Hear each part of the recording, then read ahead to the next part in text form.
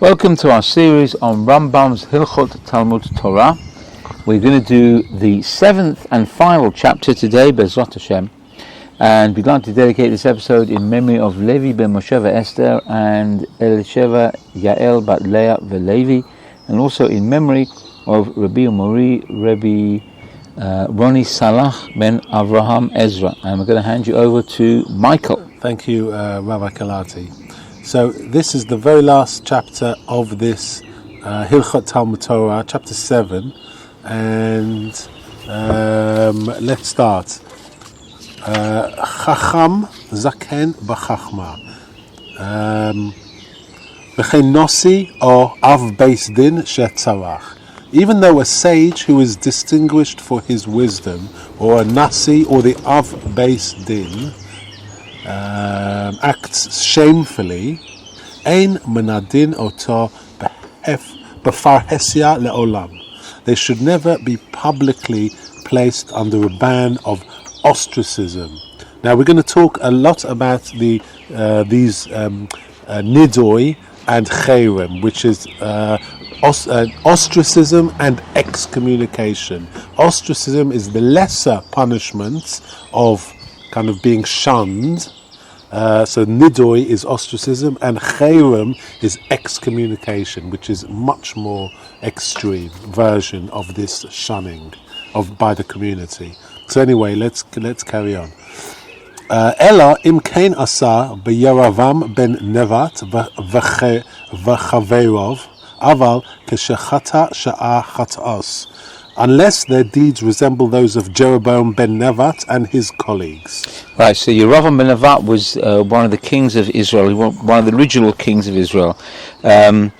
His deeds were, where do we even begin with the extraordinary acts that he did? He put, you know how bad the golden calf was. We're still paying for the sin of the golden calf, even in our generation. Yerovam ben Nevat he made two golden calves and he put them in the Beit HaMikdash. So there was a lot of dastardly things that he did, which is not really relevant here. One thing I'll tell you is that I don't know if it's a midrash or I'm not sure exactly where it might be a Gemara, that it's hard to understand how this would actually happen, but Hashem was walking with Yerovam ben Nevat and David HaMelech, and Hashem said something like, "Come walk with me." And then Yerovam ben Nevat said, "Who's going to walk first?" He was asking Hashem. Pride and arrogance. And that's two things and anger. But those are the things that Hashem will not abide by. No, certainly, there's no untruth in Shemayim. But he said, "Who's going to walk first?" His pride demanded that he know who's going to walk first. Is it going to be me or is it going to be him? So when this type of thing is involved, you can see what level he was on. Again, it's very difficult to understand what lengths people went to for Avodah Zarah. But suffice to say, he was not one of the kings that championed the cause of the Jewish people. And Rambam continues, Aval keshechata sha'a chataos. However, if one of these individuals, this is Talmud Chacham, Nasi or Av Beis Din, performs other sins, Malkin oto bitzin'ah, he should be punished by lashes privately.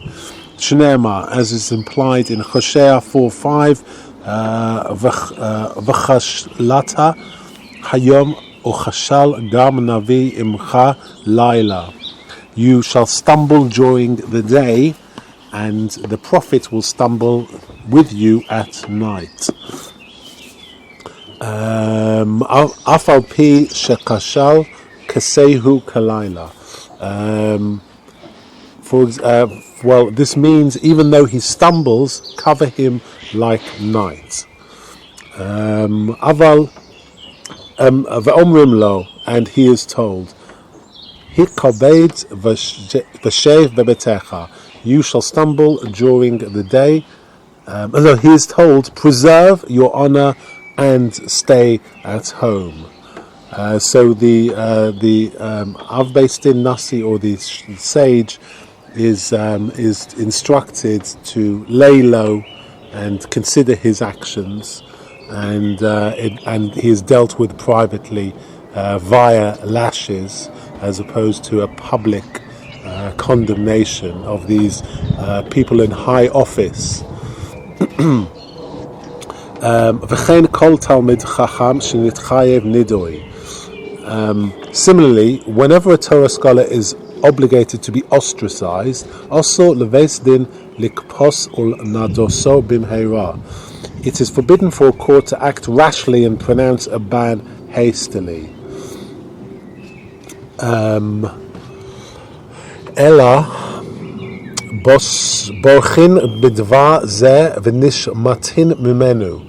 Instead, they should shun the matter and try to avoid it. V'chesidei v'chachamim hayu mishtabchim shelo nimnui me'elom lenados talmid chacham. The pious amongst the sages would be proud of the fact that they never participated in the ostracism of a Torah scholar.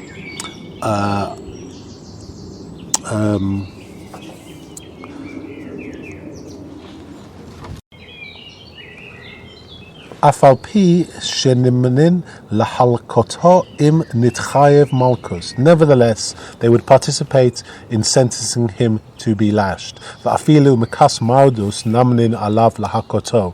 They would even participate in sentencing him to receive stripes for rebellion. And we know that Rav Papa would boast that he never took part in condemning publicly a Nasi or Av Beis Din or a fellow high scholar. And so what is this stripes for rebellion, this punishment? This is the minimum punishment received for violating one of the Torah's prohibitions. It's the punishment you would receive for violating a rabbinic prohibition or failing to perform a positive commandment. This we learn from Chulin 14 Amud Beis.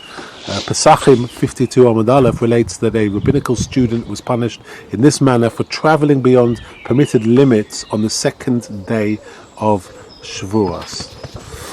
Halacha 2. The Ketzad Hu Hanidoi. How is the ban issued? Peloni Yehei Bishmata. The court pronounces so and so shall be ostracized. If the ban is issued in his presence, Omalo Peloni Zeh Bashmata. The court pronounces this person so and so shall be ostracized. V'hacherem, and the more severe shunning or severe form of this excommunication is called excommunication. Cherem, Omalo, you say to him, Ploni Macharam, so and so is put into cherem or excommunicated. Va'aror, and the expression he is cursed, Bo Allah, Bo Shavua, Bo Nidoi. This expression he is cursed implies a curse, an oath, and a ban of ostracism. Halacha Gimel. V'keitzad matirim hanidoi o hacherem. How is a ban of ostracism or excommunication lifted? Omalo, they tell him, Shavor lach umachul lach. You are released, you are forgiven. V'im hatiruhu shelo b'fonov omelo ploni shavuri lo umachul lo. If the ban is lifted outside his presence, they say so and so is released and so is forgiven. Halacha Daled. Mahu haminhag shin hag bam menuda ba'atzmo v'shenohagin imo. What are the practices that must be observed by the person who is ostracized and those who come into contact with him? Menuda asur l'saper ul kagbed ba'ovel. He is forbidden to cut his hair or launder his clothes like a mourner. Kol yomei nidoi, throughout the entire period of ostracism. What's the second thing? Ve'ein mazmanim alav lo cholelin oto ba'asara l'chol davar shetzorech asara. He is not included in a zimun, nor in a minyan, a quorum of 10, with regard to any matter that requires 10. So very severe. You can't bench with your fellow Jews. And you can't be involved in a minyan. V'lo yoshvim imo ba'arba amot, and no one should sit within 4 cubits of him, which is about 8 foot or something. Between 6 and 8 feet. Between 6 and 8 feet. So really, you are punished quite severely. Mm-hmm. Based in, aval shoneh hu la'acherim v'shonim lo. However, he may teach others, and others may teach him. V'niskar, and he may be hired. V'socher, and he may hire other people. V'im meis minidoi, if he dies while under ban, beis din sholchin umanichin even al arono. The court sends an emissary who places a stone upon his coffin. Kaloma, as if to say, shehein rogmin oto, lefishahu muvdal min hatzibur. As if to say that they are stoning him because he was separated from the community. And it is needless to say, she'ein matspidin oso ve'ein malavin et hamitoso. Needless to say, eulogies are not recited for him, nor is his bier accompanied. Now we're going to deal with cherem and the restrictions related to that. Halacha 5. Yoter alav hamacharam. A person who is excommunicated has more severe restrictions. She'eno shonel acherim ve'ein shonim lo. He may not teach others, and others may not teach him. Aval shoneh hu la'atzmo. Nevertheless, he may study himself. Shelo yishkach talmudo, so that he does not forget what he has learned. Because obviously he's still considered a Jew and is obligated in all mitzvot. Ve'eno niskar. He may not be hired. Ve'en noskarim lo, and nor is he allowed to hire others. Ve'en nosim ve'notnim amo. We should not engage in trade with him. Ve'en misatkin imo ela ma'at osek k'dei paunoso. Indeed, we should not have any business dealings with him except the bare minimum necessary for his livelihood. Halacha 6. Mi sheyashav menidoi 30 yom v'lo vikesh lahartiro. When a person was ostracized, this is the lesser form of this excommunication, when a person was ostracized for 30 days and did not seek to be released from his ban, Yashav 30 yom acherim v'lo vikesh lahatiro machrimim oto. He is placed under a second ban. If he was ostracized for a second 30 days without seeking release, he is excommunicated. He is put under cherem, the more severe of these two excommunications. Halacha 7. B'chama matirim hanidui o hacherem. How many people are necessary to release a person from a ban of ostracism or cherem? Bishlosha, 3. Afilu hadiatot. They may even be commoners. A single judge with unique expertise may release a person from a ban of ostracism or excommunication alone. A student may release a person from a ban of ostracism or excommunication, even in the place of his teacher. And why does it say that?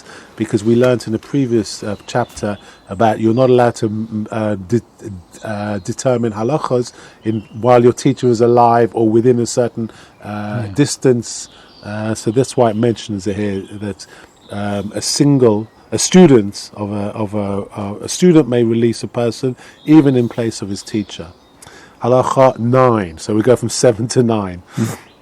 Shosha shenidoi v'halchu lahen. When 3 individuals issue a ban of ostracism and then depart, v'chaza ze medvar sheniduhu biglalo. if the person who was ostracized improves his behavior with regard to the matter for which he was ostracized, be'in shlosha achevim u'matzirim lo. 3 others may come and release him from that ban. Halacha 10. Mi shelo yada mi nodahu. A person who does not know who placed him under the ban of ostracism, yelech lo etzel hanasi vayatil lo nidoi, should approach the nasi, who is the junior chief justice, so to speak, the nasi, v'yelech lo etzel hanasi vayatil lo nidoi, who may release him from that ban. Halacha 11. Nidoi al tanai, if a ban was issued conditionally, i.e., so-and-so will be ostracized if he does the following. Afilu impi etzmo, even if one imposed that conditional ban upon himself, tzorech hafara, it must be nullified. Talmud chacham shenido atzmo, afilu nida atzmo al da'at poloni. Before ordinary interaction with the person is permitted, if a Torah scholar issued a ban of ostracism against himself, even if he made that ban conditional on the consent of another person, and even if he issued it because of a matter which requires ostracism, he may nullify the ban himself. You may ask yourself, why would someone issue a ban upon himself? Perhaps it's an extreme way of saying, look, if I don't put my tefillin on in the morning, or that, I'm going to place myself under chayrim as like a punishment. It's like maybe an alternative form of a neder or a shavua. Yeah, exactly. Halacha 12. Mi sheniduhui b'chalom. Whenever a person dreams that he was placed under a ban of ostracism, afilu yoda mi neduhu, even if he knows who issued that ban, tzorech asara b'nei adam sheshonim halachot lahatiro min nedui. 10 people who are proficient in Torah law are required to release him from that ban. Ve'im lo matzah, and if they cannot be, such men cannot be found, toreach acherim ad pausa. He must journey a parsa. Now, what is a parsa? It's a distance, and it is a distance of approximately 4 kilometers in modern measurements. Lo matzah, if in search of these people, if he cannot find these people, matirim lo afilo asara shoshonim mishnah. The ban can be released even by 10 people who study or are proficient in Mishnah. Lo matzah, if they cannot be found, matirim lo asara sheodim likor b'Torah. If he can't find such people, he can be released by 10 people who know how to read the Torah. Lo matzah, matirim lo afilu asura she'enam yodim likro. If he can't find 10 people in that place, the ban can be released by ordinary people.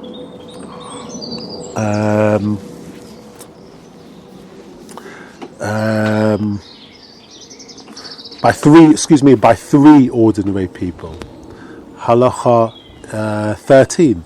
Misheniduhui b'fanav. Whenever a ban of ostracism is imposed in a person's presence, ein matirim lo ela b'panav. It should only be lifted in his presence. This is out of respect for him. Niduhui shelo b'fanav, matirim lo b'fanav shlosha b'fanav.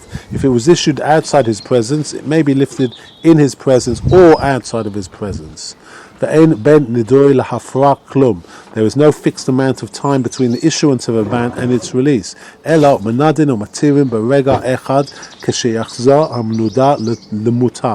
Instead, one may issue a ban and lift it immediately if the person placed under the ban improves his behavior. And Rambam continues,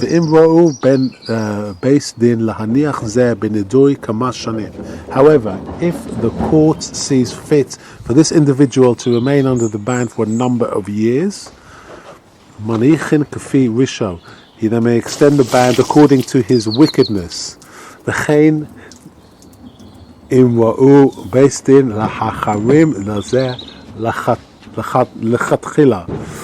Similarly, if it sees fit, the court is entitled to excommunicate a person at the outset, or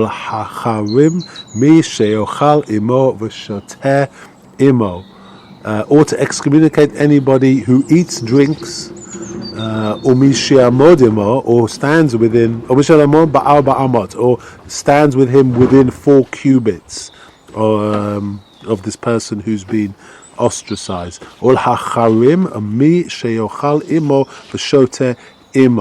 This power is granted to cause the banned person hardship.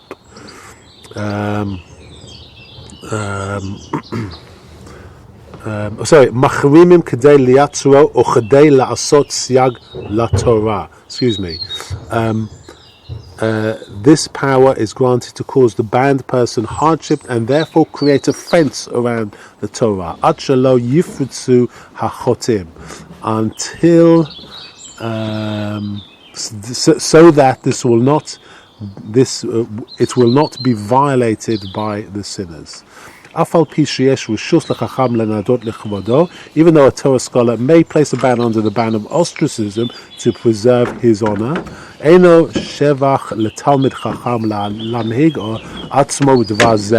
it is not praiseworthy for a scholar to accustom himself to this practice. This is of placing people who have insulted him under excommunication or chayrim. Ela ma'alim aznav midvrei. Instead, he should turn his ears from the words of the common people and not pay attention to them.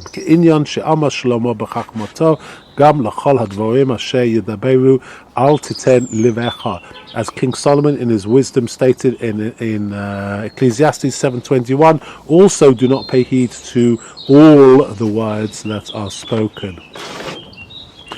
This was the practice of the pious of the earliest generations. They would hear their shame and not answer. Furthermore, let's stop there for a second and refer to Yoma 23 Amud Aleph, where it says, those who are insulted and do not insult others, who hear their shame and do not respond, who serve God out of love concerning them. It says in Shoftim 5:31, and those that love him will be as the sun as it comes out in its might. And also Rambam refers to this very deeply in Hilchot Talmud chapter 2 halacha 3, where this is explained in detail.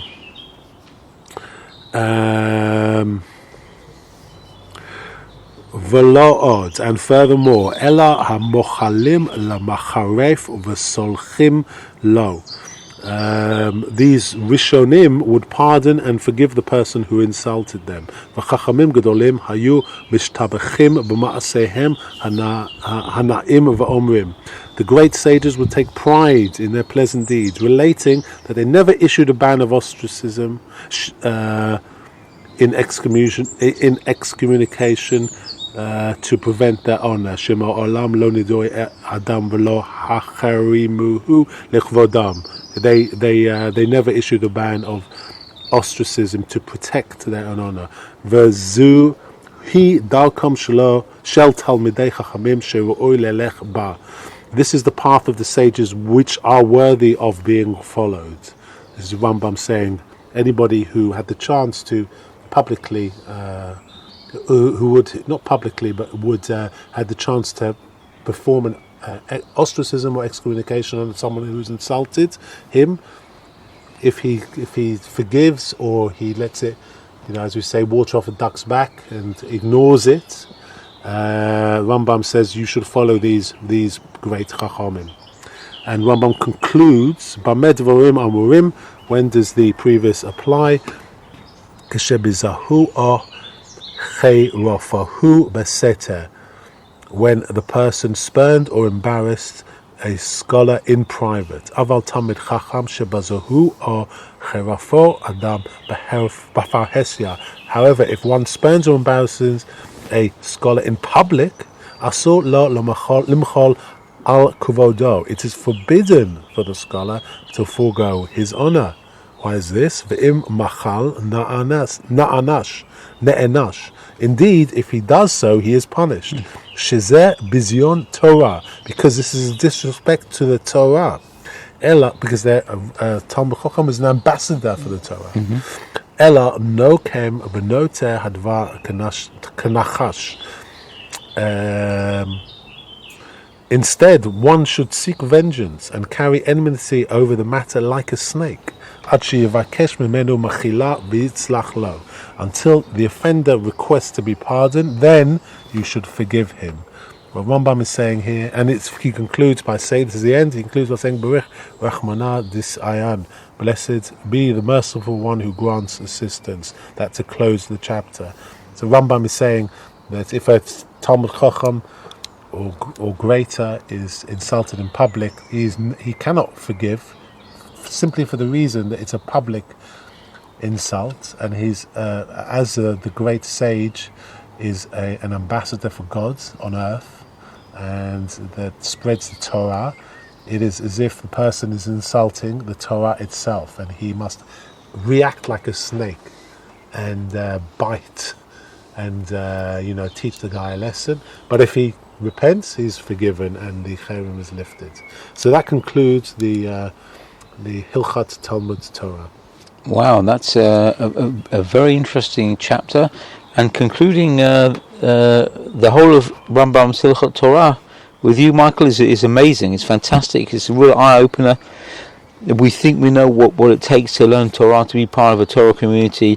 The Rambam comes and shows us it's not so simple. There are many fine points we need to learn in order to be truly part of a Torah practicing community. Okay, thank you so much, Michael. We'll see you next time with something different. We'll move on to something else.